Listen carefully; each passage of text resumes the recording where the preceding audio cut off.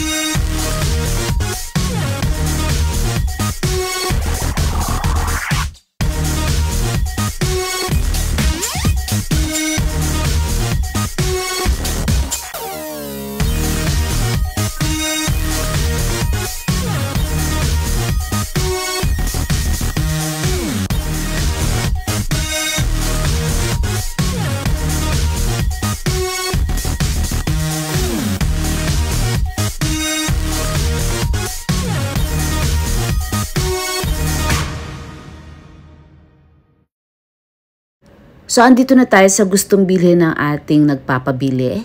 So, pipiliin natin, namimili muna siya kung anong color. So, ito yung una niya napili. Ang size niya is 6.5, samantalang ako is 5.5. So, sinukat ko para malaman namin kung ano talaga ang magkakasya sa kanya. Kasi minsan, merong 6 pero malaki pala. Meron namang 6.5 na masikip pala. So, sinukat natin para malaman natin kung medyo maluwag sa akin or masikip sa akin or tama lang sa akin. Yan. So, ito, okay naman siya pero ang mas nagustuhan niya ay ito. Ayan. So, ito na lang ang aming bibilhin. So, sinukat ko rin yan kung maluwag sa akin o masikip sa akin or kasya lang sa akin. So, kailangan medyo maluwag sa akin dahil 6.5 siya. Ayan. Maganda siya, di ba? Ikaw, wala ka ba nagustuhan? Baka meron. Baka gusto mong magpasabay o magpabili. I-follow mo na at i-PM mo ang Talkshop. O kaya si Anne-Marie, ang aking sister. So, ayan, sinukat natin, pinakita natin sa kanya. So, ayan nga, na medyo maluwag siya sa akin. So, ibig sabihin, kasya yan sa kanya. Tsaka, ang ganda niya talaga sa paa. Tsaka, yan, maggaang. Yan, ang gaang niya sa paa. So, yan ang pinili niya, yan ang ating bibilihin ngayon. So, yan ay ipapadala natin by EMS. Ayan, kasi ang gusto niya, matanggap niya agad. So, pag gusto mo matanggap agad, EMS natin. Pag hindi naman, sa Balikbayan box tayo. So, ayan, babayaran na natin siya. Kasi nga, ito yung pinabibili niya at ito yung nagustuhan niya. Doon sa mga gustong pumunta ng Japan o yung mga tourist, gusto mamili sa Japan, ayan, recommended ang Harajuku kasi nandito ng lahat. Tapos, basta dala nyo lang ang passport ninyo, mayroong mga shop na tax-free. Ayan. Andito na lahat ng brand ng gusto ninyo. Libutin nyo lang yan mula sa Harajuku, Shibuya, Shinjuku. Kung masipag kayo maglakad, libutin nyo na lang yan, lakarin nyo na lang.